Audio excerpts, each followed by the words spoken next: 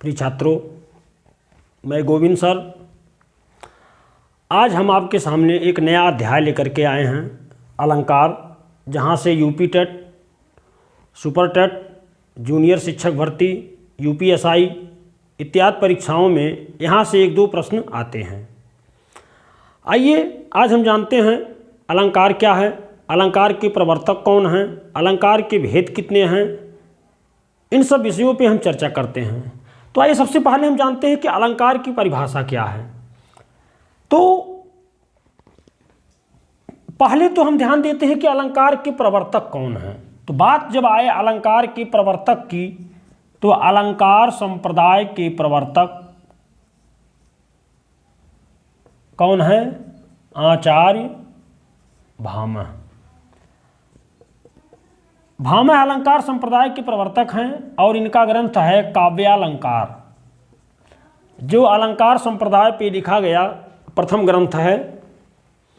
और इसी काव्यालंकार ग्रंथ में भामह अलंकार की परिभाषा देते हैं। क्या परिभाषा देते हैं? न कांतमपि, न कांतमपि निर्भूष विभाति वनिता मुखम, न कांतमप निर्भूष विभाति वनिता मुखम। अर्थात इसका अर्थ ये हुआ कि जिस प्रकार बिना आभूषण के न कांतमपि, कांति मतलब चमक नहीं आती है किसके ऊपर? वनिता मुखम यानी स्त्री के मुख पर। उसी प्रकार बिना अलंकार के कविता की शोभा नहीं होती है। आचार्य दंडी क्या परिभाषा देते हैं? काव्य शोभाकरान, काव्य शोभाकरान धर्मान अलंकारान प्रचक्षते। अर्थात काव्य की शोभा कराने वाले धर्म क्या कहलाते हैं? अलंकार कहलाते हैं। इन दोनों परिभाषाओं को ध्यान दीजिएगा, बार बार ये प्रश्न पूछा जाता है। ये परिभाषा किसकी है? भामह की। और यह परिभाषा किसकी है? आचार्य दंडी की। दोनों अलंकारवादी आचार्य हैं। भामह अलंकार संप्रदाय के प्रवर्तक हैं। काव्य अलंकार किसकी पुस्तक है? तो भामह की पुस्तक है। अब भामह क्या परिभाषा दिए? न कांतमप निर्भूष विभाति वनिता मुखम। अर्थात भामह अलंकार की परिभाषा स्त्री के सौंदर्य से करते हैं। और दंडी कहते हैं कि काव्य शोभा करान धर्मान अलंकारान प्रचक्षते, कि काव्य की शोभा कराने वाले धर्म क्या होते हैं? अलंकार होते हैं। हिंदी के प्रथम आचार्य कवि केशवदास क्या कहते हैं? केशवदास की परिभाषा है यद्यपि सुजाति सुलक्षणी, यद्यपि सुजाति सुलक्षणी सुवर्ण सरस सुवित्त, सुवर्ण सरस सुवित्त भूषण बिनु न विराजई, भूषण बिनु न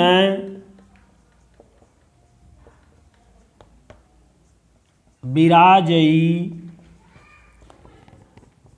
कविता वनिता मित्त, कविता वनिता मित्त। एक केशवदास की परिभाषा है कि जदब सुजात सुलक्षणी सुवर्ण सरस सुवित्त भूषण बिनु न विराजई कविता वनिता मित्त। ये अक्सर ही पूछा जाता है कि यह पक्त किसकी है? तो यह पक्त किसकी है? आचार्य केशवदास की।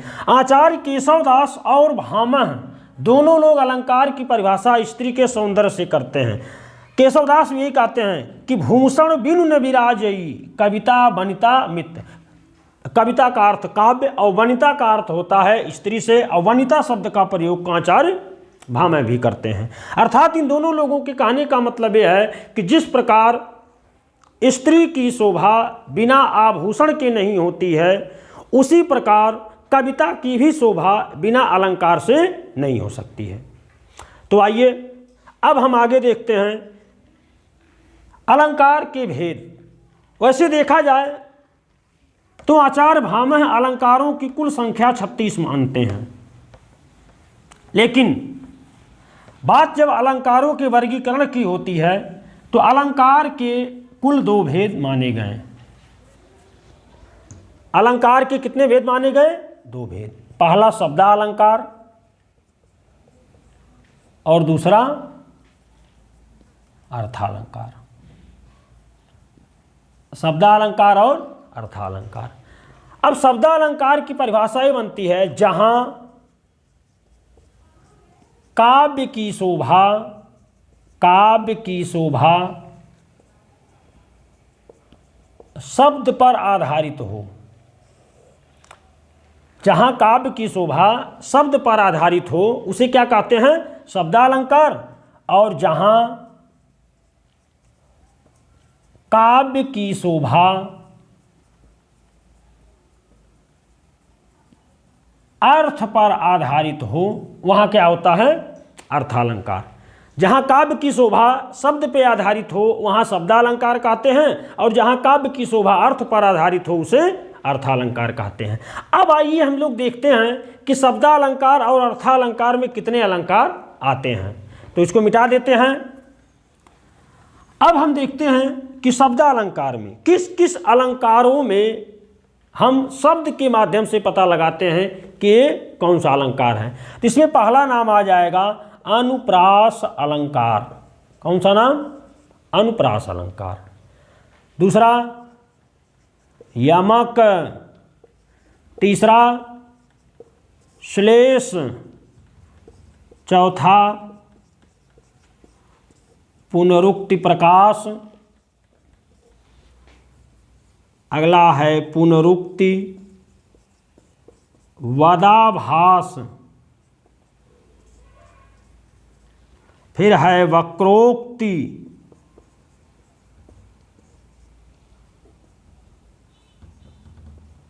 अगला है वीप्सा अलंकार। इतने अलंकार इसमें आते हैं। अब हम देखते हैं कि अनुप्रास के 5 भेद माने गए। पहला है छेकानुप्रास। दूसरा वृत्त्यानुप्रास। लाटानुप्रास।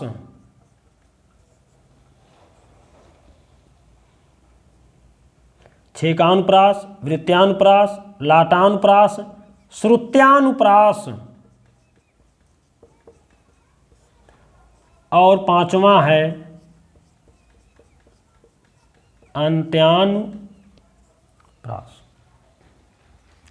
इसी प्रकार श्लेष के भी हम 2 भेद देखते हैं। पहला है सभंग पद श्लेष और दूसरा है अभंग पद श्लेष। वक्रोक्त के भी 2 भेद हम देखते हैं। काक वक्रोक्ति और श्लेष वक्रोक्ति। तो इतने अलंकार आपके शब्दालंकार में आते हैं। यहां से बार बार प्रश्न पूछे जाते हैं कि शब्दालंकार में कौन कौन से अलंकार आते हैं। तो शब्दालंकार में अनुप्रास, यमक, श्लेष, पुनरुक्ति प्रकाश, पुनरुक्ति वदाभास, वक्रोक्ति, वीप्सा। अब यदि पूछ लिए कि अनुप्रास के कितने भेद होते हैं तो अनुप्रास के 5 भेद होते हैं। छेकानुप्रास, वृत्त्यानुप्रास, लाटानुप्रास, श्रुत्यानुप्रास और अंत्यानुप्रास। श्लेष के 2 भेद अभंग पद श्लेष और सभंग पद श्लेष। पुनरुक्ति अलंकार 2 प्रकार के होते हैं, पुनरुक्ति प्रकाश और पुनरुक्ति वदाभास अलंकार। उसी प्रकार वक्रोक्ति के भी 2 भेद होते हैं, काक वक्रोक्ति और श्लेष वक्रोक्ति। अब अर्थालंकार हम आगे पढ़ेंगे। अगले पार्ट में हम अर्थालंकार पे वीडियो बनाएंगे। इन सबको छोड़ करके बाकी जितने अलंकार आते हैं वो सब कौन से अलंकार होते हैं? अर्थालंकार। अब आइए शब्दालंकार के एक एक अलंकार को हम सीखते हैं। आप लोग नोट्स जरूर बनाते रहिए। आइए देखते हैं। पहला अलंकार हमारा अनुप्रास। अनुप्रास 2 शब्दों से मिलकर के बना है। कौन कौन? अनु, धन, प्रास। अनु का अर्थ होता है पीछे या बाद में, और प्रास का अर्थ होता है दोहराना, अर्थात जहां वर्णों की बार बार आवृत्ति हो, जहां वर्णों की बार बार आवृत्ति हो वहां कौन सा अलंकार होता है? अनुप्रास अलंकार। जैसे प्यारा सा उदाहरण देखते हैं।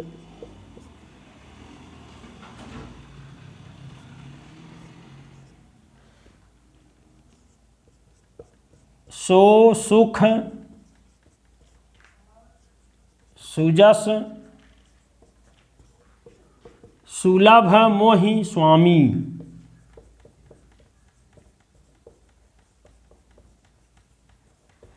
सो सुख सुजस सुलभ मोहि स्वामी। आप यहां पे देखिए स वर्णों की बार बार आवृत्ति हुई है। तो यही है कि जहां वर्णों की बार बार आवृत्ति हो वहां पे कौन सा अलंकार होता है? अनुप्रास अलंकार। बहुत ऐसे उदाहरण हैं, जैसे तरनि तनूजा, भारतेंदु हरिश्चंद्र की पंक्ति है, तरनि तनूजा तट तमाल तरुअर बहुछाएं, तमाल तरुअर बहु छाएं। यहां पे आप देखिए त वर्ण बार बार यहां पे आए हुए हैं, इसलिए यहां पे कौन सा अलंकार होगा? अनुप्रास अलंकार। अब आइए हम लोग चर्चा करते हैं अनुप्रास के भेदों की। अभी आपको हम बताए हैं कि अनुप्रास के कितने भेद होते हैं? 5 भेद। तो पहला भेद क्या था? 6 का अनुप्रास। क्या है? 6 का अनुप्रास। यह एक शब्द है छेका, यानी छेकना।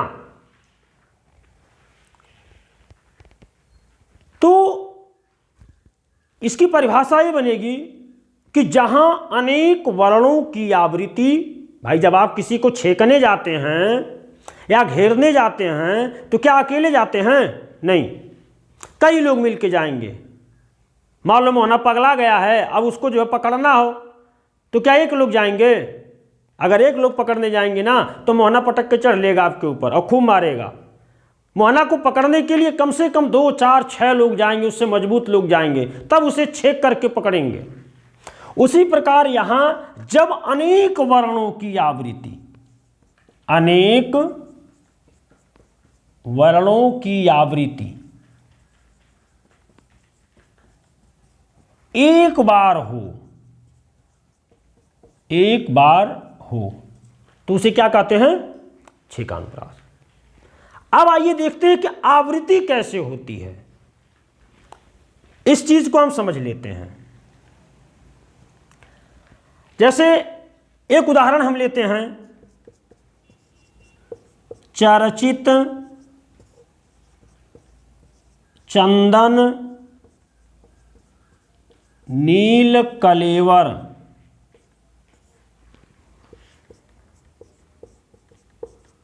बरसत बूंदन पानी। यह एक उदाहरण है। अब जैसे हमको आवृत्ति बनानी है कि अनेक वर्णों की आवृत्ति एक बार हो, वहां कौन सा अलंकार होगा? छेका अनुप्रास। अब यहां देख आवृत्ति कैसे देखा जाता है। जैसे हमारा पहला शब्द है चर्चित और ये अगला शब्द है चंदन। अब यहां पे हम पहले वर्ण से शुरुआत करते हैं कि जो वर्ण पहले शब्द में जिस स्थान पर हो वही वर्ण दूसरे शब्द में उसी स्थान पे जब होगा तब हम उसे एक आवृत्ति मानते हैं। जैसे यहां पे देखेंगे पहले पे क्या है? च, और दूसरे शब्द के पहले स्थान पे कौन सा वर्ण है? च। तो यहां हम क्या कहेंगे? च की एक आवृत्ति। फिर आप देखेंगे यहां दूसरे पे र, यहां दूसरे पे द, यानी कोई आवृत्ति नहीं बन रही है। यहां च बीच में है, तीसरे पे यहाँ कोई आवृत्ति नहीं बन रही है। यहाँ अंत में त है, अंत में न है, इसलिए कोई आवृत्ति नहीं बन रही है। अब आइए यहाँ देख लेते हैं, यहाँ भी कोई आवृत्ति नहीं बन रही है। अब हम यहाँ आवृत्ति बनाते हैं। पहले स्थान पे ब है और दूसरे पे ब है, तो एक आवृत्ति यहाँ बन गई। और किसी भी वर्ण की आवृत्ति नहीं बन रही है। और ध्यान दीजिएगा, अब यहाँ न है, न कहाँ है? शब्द के अंत में। अब अगले भी शब्द के अंत में क्या है? न है, तो यहाँ न की भी आवृत्ति बन रही है। एक चीज ध्यान देने की जरूरत है कि जो वर्ण जिस स्थान पर हो, अगले शब्द में यदि ओ वर्ण उसी स्थान पे रहेगा तब एक आवृत्ति मानी जाती है। ये नहीं कि यहाँ पे जो है च मिल जाए, अगले शब्द में च न मिल करके अगले शब्द में च मिल जाए तो हम आवृत्ति बना दें, नहीं, तब वो आवृत्ति नहीं बनेगी। अगले शब्द के बाद वाला जो शब्द है, यदि उसमें वही वर्ण उसी स्थान पे मिल रहे हैं तो उसे हम क्या कहेंगे? एक आवृत्ति। आइए एक उदाहरण और देखते हैं। छ की रसाल सौरभ सनय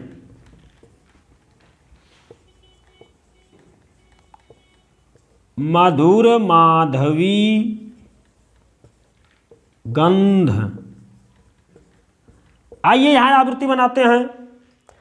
छ की रसाल, यहां पहले खंड में छक और रसाल में कोई आवृत्ति नहीं बन रही है। इनको छोड़ करके आगे चलिए। अब यहां से यहां देख लीजिए, यहां रसाल में स दूसरे नंबर पर है, लेकिन यहां सौरभ में स पहले स्थान पे है, इसलिए यह भी आवृत्ति नहीं बनेगी। अब आगे देखते हैं, यहाँ स है, यहाँ भी स है, यहाँ स पहले स्थान पे है, यहाँ भी स पहले स्थान पे है। अब यहाँ स की एक आवृत्ति बन रही है। उसी प्रकार यहाँ देखेंगे, मैं पहले स्थान पे मैं है, यहाँ भी पहले स्थान पे मैं है, तो एक आवृत्ति बन गई। ध की आवृत्ति बनेगी, क्योंकि ध यहाँ दूसरे स्थान पे है, यहाँ भी ध दूसरे स्थान पे है, तो यहाँ भी एक आवृत्ति बन जाएगी और कहीं किसी वर्ण की आवृत्ति नहीं बन रही है। तो आप यहाँ देखेंगे कि जब अनेक वर्णों की आवृत्ति एक बार हो। अब यहाँ अनेक वर्ण क्या हैं? जैसे च और ब और न, ये तीनों अनेक वर्ण हुए ना, और इनकी आवृत्ति सिर्फ एक बार हुई है, यानी इसको हम एक आवृत्ति कहेंगे। च यहाँ मिल गया, च यहाँ मिल गया, तो च की एक आवृत्ति हो गई। उसी प्रकार नीचे में देखेंगे तो स, मैं और ध वर्णों की आवृत्ति, यानी अनेक वर्ण हैं और इनकी आवृत्ति एक बार मिल रही है, तो इसलिए इसे हम क्या कहेंगे? छः का अनुप्रास। प्यारे बच्चों, उम्मीद है कि आप लोगों को यह समझ में आ गया होगा कि छः का अनुप्रास किसे कहते हैं। अब आइए देखते हैं अनुप्रास का दूसरा भेद, वृत्त्यानुप्रास। क्या है? वृत्त्यानुप्रास।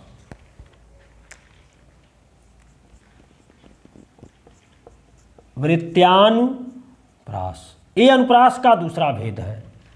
इसकी परिभाषा क्या बनती है? जहां एक वर्ण की आवृत्ति, एक वर्ण की आवृत्ति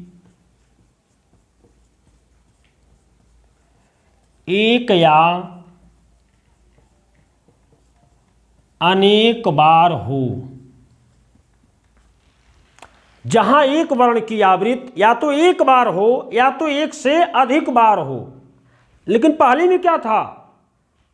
अनेक वर्णों की आवृत्ति एक बार हो, लेकिन वृत्त्यानुप्रास में एक वर्ण की आवृत्ति या तो एक बार हो या तो अनेक बार हो, उसे हम क्या कहते हैं? वृत्त्यानुप्रास। जैसे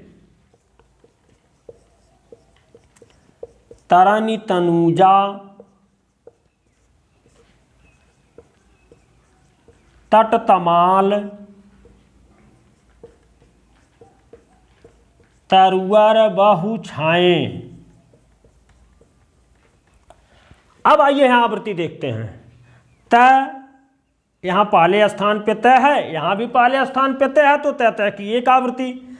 अब यहां र यहां नहीं है, न है, लेकिन यहां न चरण के अंत में है, चरण के अंत में, शब्द के अंत में है, लेकिन यहाँ न दूसरे स्थान पे है, इसलिए यहाँ आवृत्ति नहीं बनेगी। अगर यहाँ भी न तीसरे स्थान पे होता तो एक आवृत्ति बन जाती। अब आइए फिर देखिए, अब तय तय की एक आवृत्ति हो गई। अब अगले खंड को पकड़ते हैं, यहाँ भी तय है, यहाँ भी तय है, तो ये भी एक आवृत्ति बन गई। फिर आगे खंड में देखते हैं, कोई आवृत्ति नहीं बनेगी, तो इसलिए यह क्या हो जाएगा, वृत्त्यानुप्रास। तरन तनुजा तर तमाल तरुअर बहुछाए, इसमें कौन सा अलंकार हो जाएगा, वृत्त्यानुप्रास। अब आइए अगला उदाहरण देखते हैं। चारुचंद्र की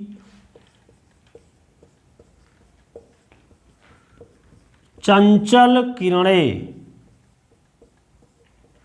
चारुचंद की चंचल किरणें खेल रही थी जलथल में, स्वच्छ चांदनी बिछा रही थी यमनी और अंबर तल में। अब यहाँ देखते हैं पहले स्थान पे च, अगले खंड में भी च, तो च च की एक आवृत्ति बन गई और कहीं कोई आवृत्ति। अब यहाँ ये मत समझ लेना कि च यहूँ बा और च यहूँ बा, यहूँ के जोन बा लब देना आवृत्ति बना दे, ये गलत बात है। अगले खंड में ढूंढना है, बार बार मैं आप लोगों को समझा रहा हूँ। हाँ बस नहीं आ जाए, अरे च यहाँ भी है, च यहाँ भी है, बना दो, करे यहाँ भी एक आवृत्ति हो गई, ऐसा कैसे एक आवृत्ति हो जाएगी।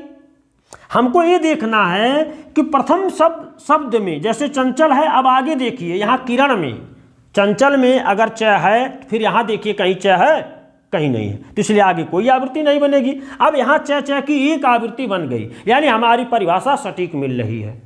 चाहे एक बार आवृत्ति हो या एक से अधिक बार आवृत्ति हो, लेकिन वर्ण कितने हो, एक ही हो, तो वहां पे कौन सा अलंकार हो जाएगा, वृत्त्यानुप्रास अलंकार हो जाएगा। अगर आ गया होगा समझ में तो मैसेज आप लोग जरूर कर दीजिएगा, नहीं तो फिर हम प्रयास करेंगे इसको पढ़ाने के लिए एक बार। आइए अब अगला भेद देखते हैं, लाटानुप्रास। अनुप्रास का तीसरा भेद है लाटानुप्रास। क्या है, लाटानुप्रास। लाटानुप्रास, लाट कहते हैं ना, लाट के लाट जो है हमारे घर धान पड़ा है, गेहूं पड़ा है, या कपड़ा लाट के लाट उतर रहे हैं, तो लाट शब्द एक गुजराती भाषा से आया है, लाट शब्द। अब यहां देखते हैं कि लाटानुप्रास क्या होता है, जहां पर शब्द खंड या पूरे वाक्य खंड की आवृत्ति हो या लाट आए, जहां पे शब्दों के लाट आए। अभी इससे पहले आप देखें वर्णों के लाट, लेकिन यहां पे शब्दों के लाट या वही वाक्य ही बार बार आए, उसे क्या कहते हैं, लाट कहते हैं। लाट शब्द तो गांव में बहुत बोले जाते हैं, लाट के लाट गन्ना बोया गया है, लाट के लाट सरसों लगे हैं, बोलते हैं ना। तो उसी प्रकार यहाँ पे शब्द के लाट होंगे या पूरे वाक्य के ही लाट होंगे, तो ऐसे अलंकार को हम क्या कहते हैं, लाटानुप्रास। लेकिन अंतर है, अर्थ वही आएंगे सबके। अगर अर्थ बदल जाएंगे तब तो यमक अलंकार हो जाएगा। यमक में वही शब्द पुन पुन पर अर्थ भिन्न ही भिन्न, वही सब यमक में तो वही शब्द बार बार आते हैं, लेकिन उसके अर्थ अलग होते हैं। लेकिन यहाँ पर शब्द वही आएंगे, लेकिन उसके कोई अर्थ अलग अलग अर्थ नहीं होंगे, इसलिए इसे क्या कहा जाता है, लाटानुप्रास। आइए एक उदाहरण के माध्यम से समझते हैं। जैसे पूत कपूत तो क्या धन संचय,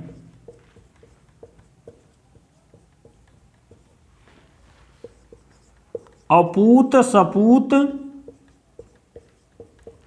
तो क्या धन संचय। यहां देखिए पूरे वाक्य खंड की आवृत्ति हो गई है, अंतर खाली कै और कपूत और सपूत का है, तो पूत ही।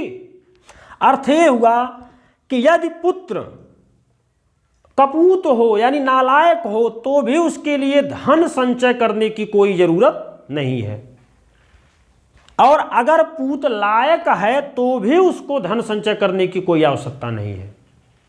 अरे भाई, अगर वो नालायक रहेगा तो जितना कमा के दोगे सब ससुरप्पी खा के उड़ा देगा, लेकिन अगर लायक रहेगा तो वह जो है धन की आवश्यकता उसे पड़ेगी ही नहीं, वो अपना धनार्जन कर लेगा जहां भी रहेगा। तो इसलिए यहाँ पे देखिए पूरे शब्द खंड या वाक्य खंड की आवृत्ति हुई है, तो ऐसे अलंकार को हम क्या कहते हैं? लाटानुप्रास। अब आइए अगला देखते हैं। वही मनुष्य है कि जो, वही मनुष्य है कि जो मनुष्य के लिए मरे।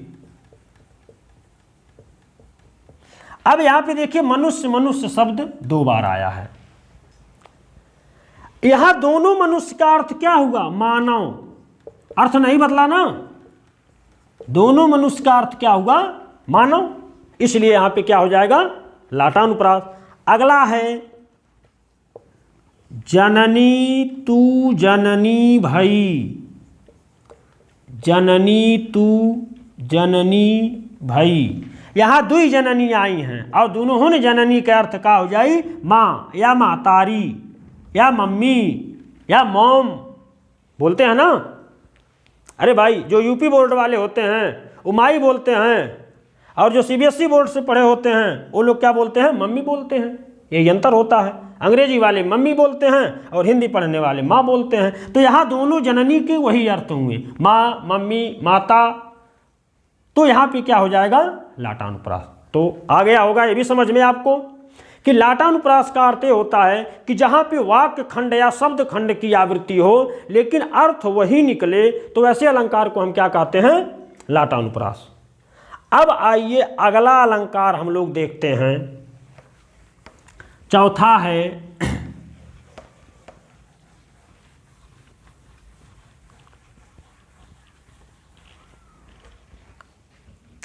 अंत्यानुप्रास।